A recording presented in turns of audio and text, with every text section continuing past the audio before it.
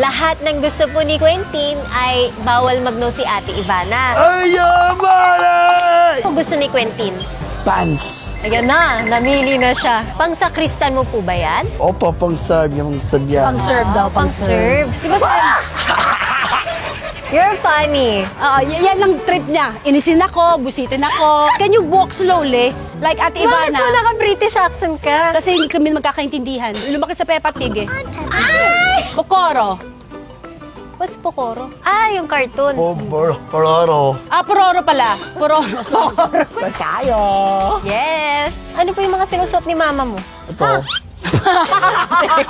Kasha to kay mama. Yan? Gusto mo talaga, Quentin, ito sa akin? Saan niya? Yes po. Bagay ba to sa akin, Quentin? Anak doon to ko tong batang to. Palitan na natin po to.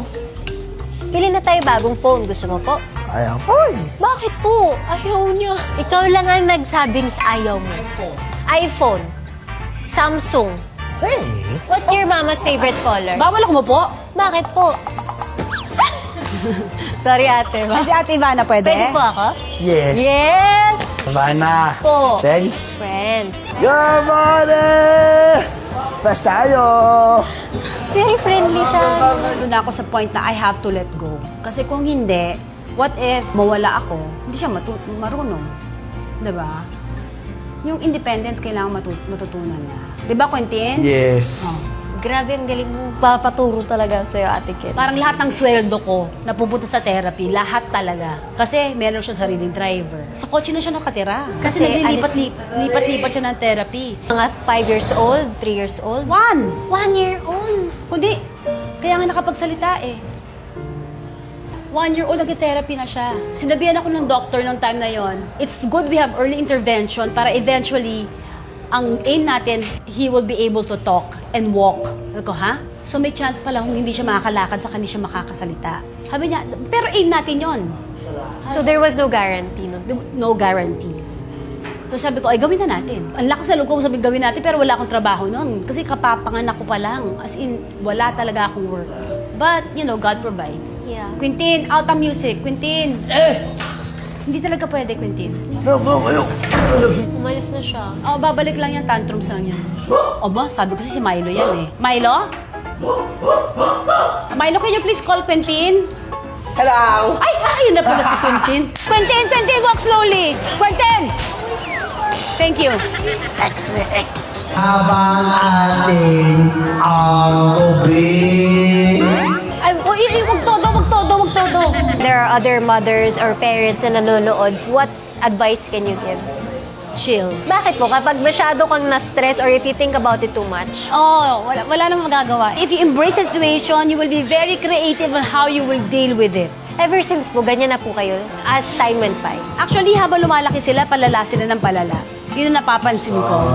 Kasi mas marami silang hindi na-express, mas marami silang nare-realize, marami silang ine-explore. Cookie Monster, is that you? Talk. Naglaway ka ba? Opo, sa inyo. X sa power, X. Pwede po kami mag-usap sandali lang. Ako lang. Nagalit na siya. Ako lang. May tropa pips na siya. Tropa pisa, naghanap ng tropa. Kasi nagpipicture sila sa amin, so lumapit siya doon, at siya naman nakipicture din sa kanila. Pinicture na lang niya. You like this or this? Blue. Talo. Yan po. Ito, kuha kami isa. Ganda. You like it? Yes, mine. Loko. O, tinan mo? Minsan, military siya. Thank you, mama anak ko. Ha, mama? I'm your mama. Oo, thank you, Mama Ivana ko. Para lang aware. Di ba there are different types of autism? Paano siya nalalaman? Actually, dapat talaga ma-diagnose siya. Kasi yung autism is a spectrum. So marami siya, malawak yan. Under that spectrum, there are different kinds. May autism, ADHD as part of that spectrum, Down syndrome, Asperger's, ADD. So marami yan. May mga combination pa. May ADHD with autism, ADD with autism, Asperger's with autism. Ang dami.